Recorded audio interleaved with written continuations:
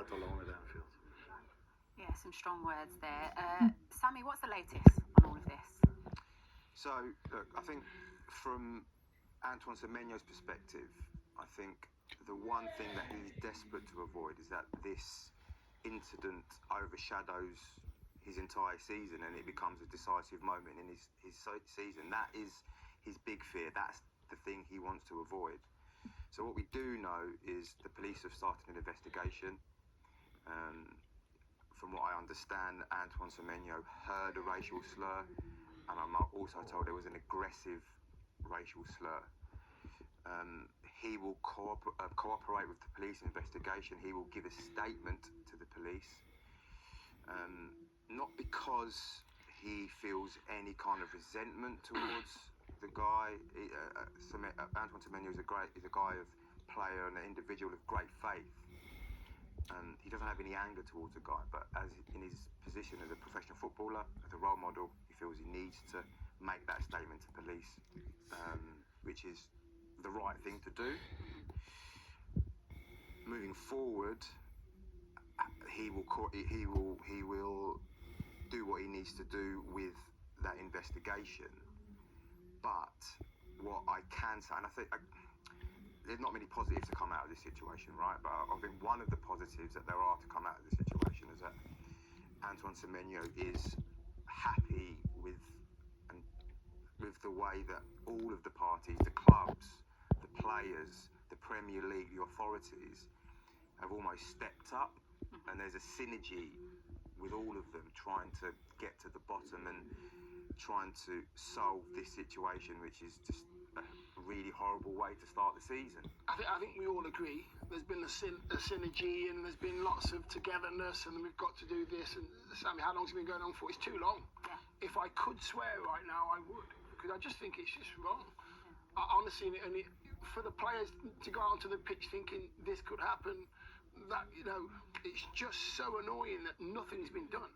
It's annoying, yeah. I just think the thing is, when I wake up this morning and I hear words like, I'm so shocked this is happening in this day and age, actually, really, are we shocked? Because if you look at the course of, in the summer, Jess Carter, Lauren James, then the Lionesses refusing to even take the knee now because it doesn't mean anything.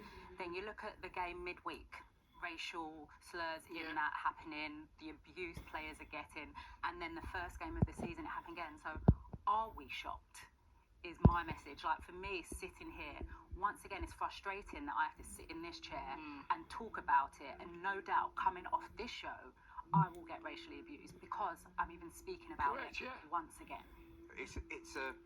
Unfortunately, it's a society. I believe it's a societal problem, and it's a problem that's rooted in education. And agreed. You're not born with those. You're not born with those actions. You learn those actions. So I also think that's part of Antoine Semenyo's, or from what I understand, is Antoine Semenyo's outlook towards this whole situation. It's like he doesn't have any resentment or anger towards the guy, towards the accuser. It's more, how have we got? It's just a sad situation. How have we got to this stage? But sorry to put him. What it is, I don't want football to keep getting the blame for this. Yeah. Because it's all about when you get into the stadium, when you're on the way to it. Because it's happened to me. I was on my other TV programs duty that day, and we had one property in the morning, one property in the afternoon. I went to a supermarket in the afternoon, and the lady was just about to crash her trolley. I helped her, and I got racially abused about 2 yards away from this lady for helping her not crash her trolley. You leave my trolley alone, you blah, blah, blah, blah, blah. And I'm thinking, don't blame football, this is society. We've got it wrong somewhere.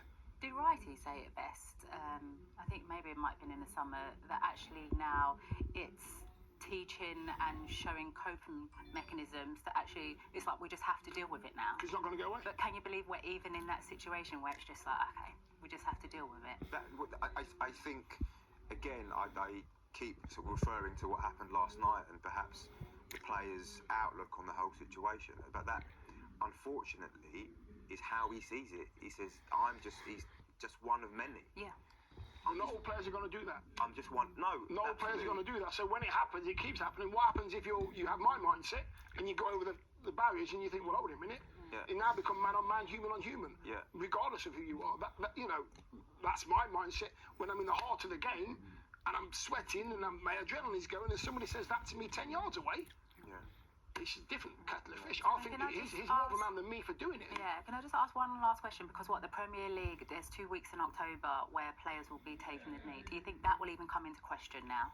I think that from what I understand, they have all agreed to continue taking the knee on certain points of the season. Yeah. I think the big question now is, and I think that Bournemouth captain Adam Smith put it quite eloquently after the game, is keep taking the knee, but what's the point? Because nothing's changing.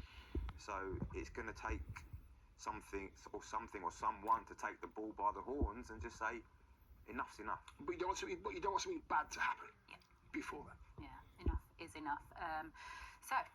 There's been lots of change at Liverpool over the summer, and there still may be lots more to come. Will they sign Newcastle striker Alexander Isak before the deadline? Well, Alan Shearer described the Magpies pre-season as a nightmare on the BBC Sport website this week. So let's hear Eddie Howe's take.